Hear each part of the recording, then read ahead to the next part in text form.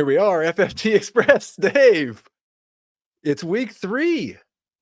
It's winners and losers. Who's your biggest winner? Let's go with Dallas Goedert as one of my biggest winners, and it's a tight end that I was nervous to start, certainly nervous to recommend. What did he do? He had a career game, 10 catches, 170 yards, 11 targets against the Saints, and now we've got somebody at the tight end position that we can feel mostly good about. I don't know if he's never going to have a game like this again the rest of the year, but he can get around 10 PPR points. He can probably do better than that as long as A.J. Brown and Devontae Smith are not on the field for Philadelphia. That helped contribute to the huge game for Dallas Goedert. Other winners that I had, Aaron Jones had over 100 yards. No more questions about Aaron Jones. Yeah, the schedule is getting rougher. Yes, we can make the case that he's a sell-high candidate, but if you've got him, you can roll with him as a top 20 fantasy running back. And Justin Fields is a winner. 2 touchdowns for him. One of them was on the ground, did not have a lot of rushing yards, but did throw for 245 yards. And I don't think that this was a cakewalk matchup for him against the Chargers. The Steelers still want to run the football a lot, and Najee's still going to get his. But I think this was an encouraging day for Justin Fields, and he isn't a bad fantasy quarterback to at least have on your bench and maybe get ready to use as a bye week replacement, with buys starting to come in week 5.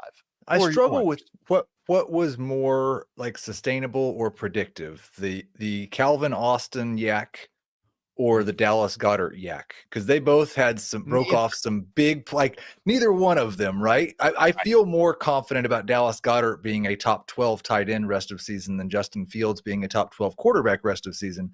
But I think the thing we could both agree on is like Justin Fields isn't giving this job up anytime soon. No, I think he could potentially lose 2 games, if not 3 games, before giving up the job to Russell Wilson. So my biggest winner was a team. It was the Carolina Panthers, Dave. We saw Andy Dalton, 3 touchdown passes, saved Chuba Hubbard's season, saved Deontay Johnson's season, destroyed a Raiders defense that looked pretty good against Lamar Jackson and Justin Herbert earlier this year. They're still talking about how Bryce Young might start. He's just in timeout. They're just taking a break. Yeah. But he might start later in the year. You will have an absolute mutiny in that locker room with the offensive players if you run Bryce Young back out there, I think. I wonder what you think. Chuba Hubbard, until Jonathan Brooks gets back, is a top 25 running back? That's like saying that he's a borderline RB2, RB3, right? And so if that's the case, sure, I'll sign up for that. And I love the matchup next week against Cincinnati.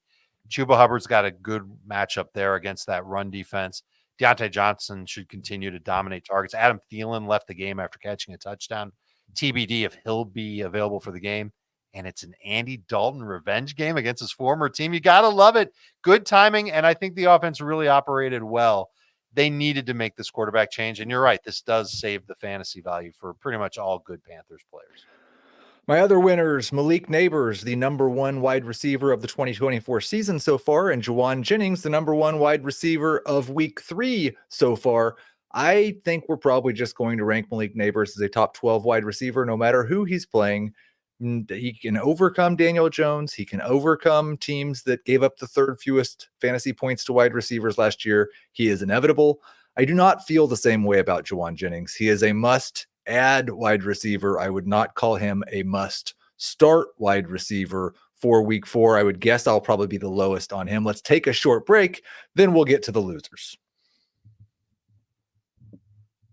We're back. We're on the losers. I'm starting first because I was so disappointed in Jalen Hurts. The turnovers are no good.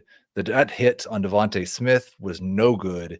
A.J. Brown's hurt, and I'm not sure if he's coming back, since considering they have a bye after next week.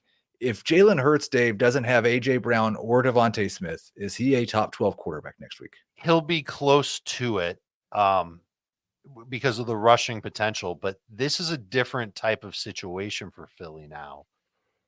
And it helps Philly, but it hurts Jalen Hurts' fantasy value that Saquon's there. And so now the Eagles can just kind of pivot and become more of a running team and, try and win the time of possession and not try to win with a huge passing game. And Saquon can potentially run into the teeth of the Tampa Bay defense next week without really fearing about how good they are if there's no Vita Vea, if Kalijah Cansey is still sidelined. And the secondary is a mess for Tampa too, but tell that to Bo Nix. He had a pretty good game. I don't feel great about Jalen Hurts being a top 5 fantasy quarterback next week, but I also don't know how good I would feel starting Derek Carr ahead of him or Justin Fields ahead of him, maybe even Sam Darnold ahead of him. Matchups will obviously be a factor with those guys, but Jalen Hurts not a top 5 quarterback for me next week. And I think he'll be top 12, but don't quote me on it. Two of my losers, the other two were DeAndre Swift and Rashad White. You had amongst your losers, Dave, Javonte Williams. So I'm going to give you the grossest task of all. Who is the best fantasy running back rest of season on the Bears, Buccaneers, and Broncos, the Killer Bees? That is gross. And man, there's a part of me that wants to say Bucky Irving. There really is. I was excited by how he looked, and I don't know how the Bucks can get away from not using him at least a little bit more. And Rashad White will have the passing downs role and certainly could handle short yardage goal line. Probably the responsible thing to say is Rashad White, but Bucky Irving, man, if I've got White and I don't have Bucky Irving, I'm going to try and make that happen. And if I've got Bucky Irving, I don't know if I'm trading him away because I think he could end up being a really nice contributor to a Tampa offense that had a really off day against Denver. But absolutely. Who were your other two losers besides Javonte? The other two losers were Anthony Richardson and Isaiah Likely. And we were so excited for Isaiah Likely after the first game of the season. And we thought that this was going to be a huge factor for the Ravens passing game. And it's been 2 weeks and it hasn't happened. More importantly, the Ravens are learning how to use Derrick Henry. And he's been running the ball very well for their last game and a half. And Mark Andrews, Isaiah Likely, they're not doing so well. It's going to be a lot harder to get away from Mark Andrews than it is for Isaiah Likely. But I bet we see Likely hit the waiver wire in a bunch of leagues. And then Richardson as a passer, miserable. Like he looks worse this year than he ever did at any point last year. And the turnovers will back it up. Ugly interception in the end zone, throwing into triple coverage against Chicago. And he's not running like we were expecting him to. I used to pencil him in for 50 rush yards and a touchdown every week.